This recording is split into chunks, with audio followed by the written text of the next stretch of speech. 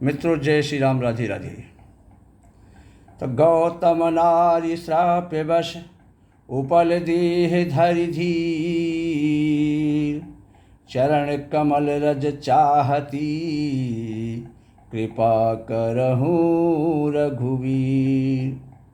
गौतम नारी श्रापवश उपल देह धरि धीर। गौतम मुनि की स्त्री अहिल्या शापवश पत्थर की देह धारण किए बड़े धीरज से आपके चरण कमलों की धूल चाहती है।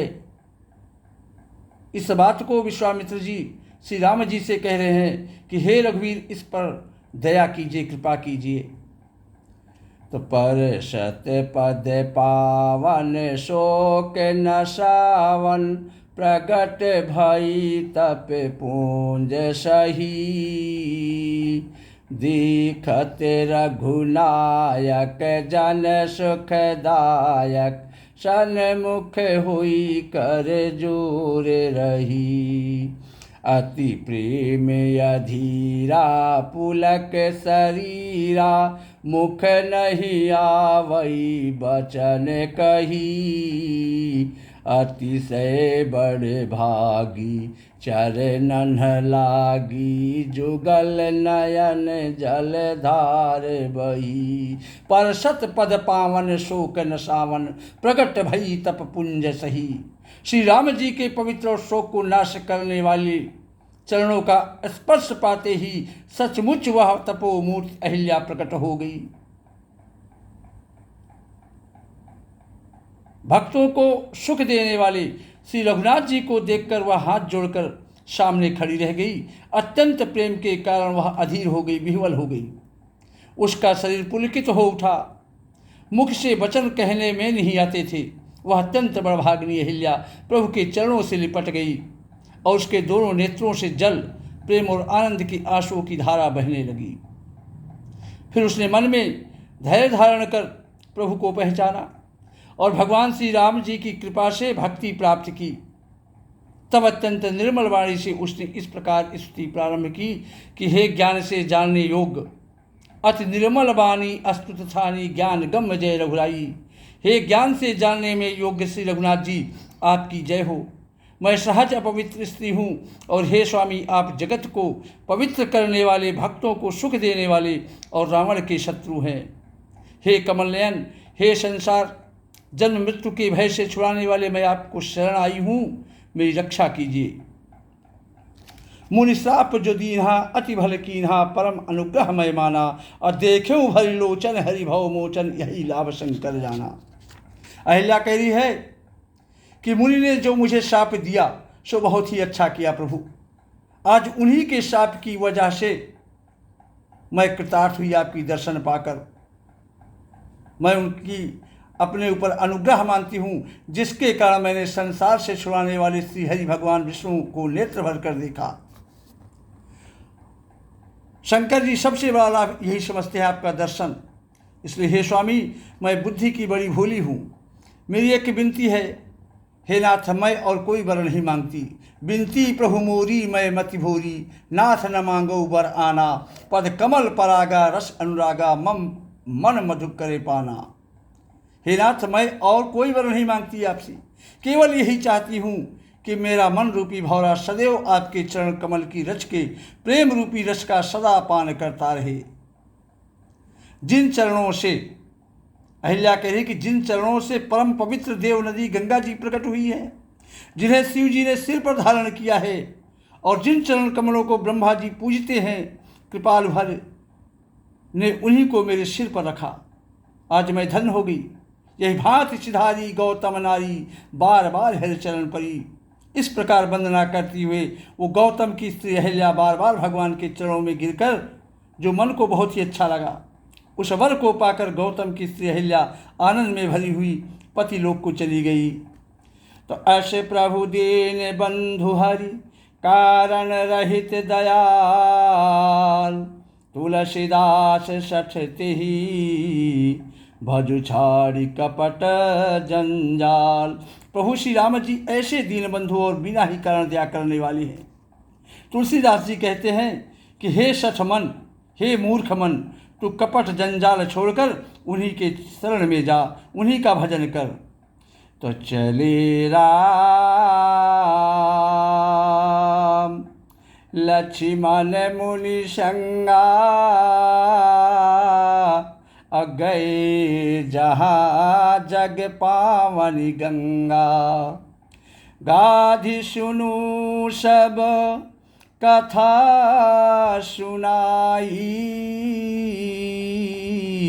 और जही प्रकार सूर्य सर मही आई। श्री राम जी और लक्ष्मण जी मुनि के साथ आगे बढ़े, आगे चले। वे वहाँ गए जहाँ जग पावनी गंगा। वे उस स्थान को गए, उस जगह पर गए जहाँ संसार को पवित्र करने वाली माँ गंगा जी हैं। गाधि सुनु सब कथा सुनाई, और जेहि प्रकार सुर सर मही आई। महाराज गाधि के पुत्र विश्वामित्र जी ने वह सब कथा कहा सुनाई श्री राम जी को, जिस प्रकार देव नदी गंगा जी पृथ्वी पर आई थी। तब प्रभु ऋषि समेत नहाए, और विविध दान मही देवन ही पाए। तब प्रभु ने ऋषियों सहित गंगा जी में स्नान किया। ब्राह्मणों ने भांति भांति के दान पाए। फिर मुनि वृंद के साथ वे प्रसन्न होकर चले और शीघ्र जनकपुर के निकट पहुंच गए। तपुर रम्यता राम जब देखी, हर्षि अनुज समेत विशेखी। बापी कूप सरित सर नाना,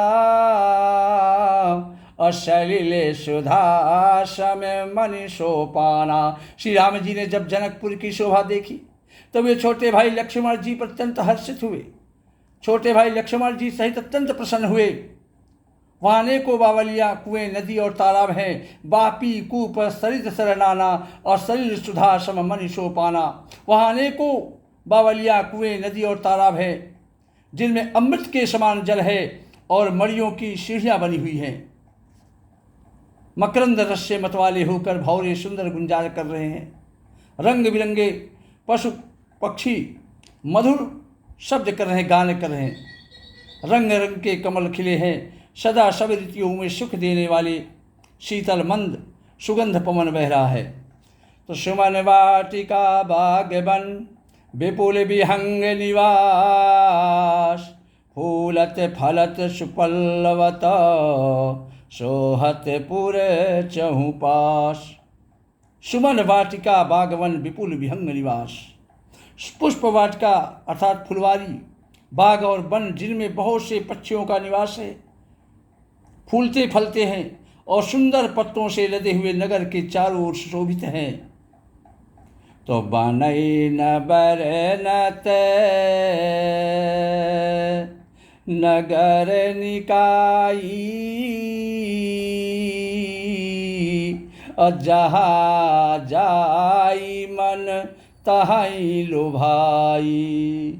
चारु बजारू विचित्र अवारी, मणिमय विधे जनु स्वकर सवारी।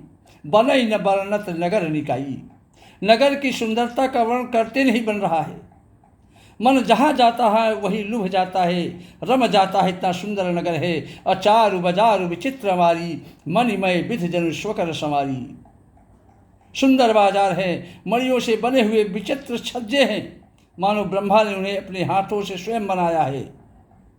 कुबेर के समान श्रेष्ठ धनी व्यापारी सब प्रकार की अनेक वस्तुएं लेकर दुकानों में बैठे हैं। सुंदर चौराहे और सुहावनी गलियां सदा सुगंध से सिंची रहती है। सबके घर मंगलमय है और उन पर चित्र कढ़े हुए हैं जिन्हें मानो कामदेव रूपी चित्रकार ने अंकित स्वयं किया है। नगर के स्त्री पुरुष सुंदर पवित्र साधु स्वभाव वाले धर्मात्मा ज्ञानी और गुणवान भी हैं। तो अति अनोप जहाँ जनक निवासु, अबिथ कही विबुध बिलो के बिलासु।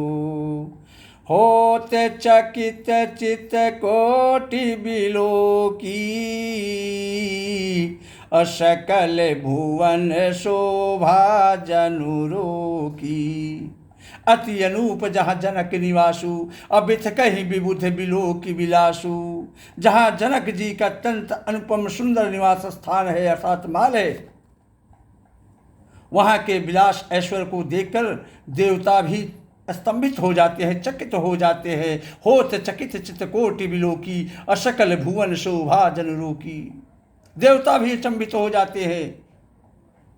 ऐसा मालूम होता है मानो उसने समस्त लोगों को की शोभा को रोक रखा है, घेर रखा है।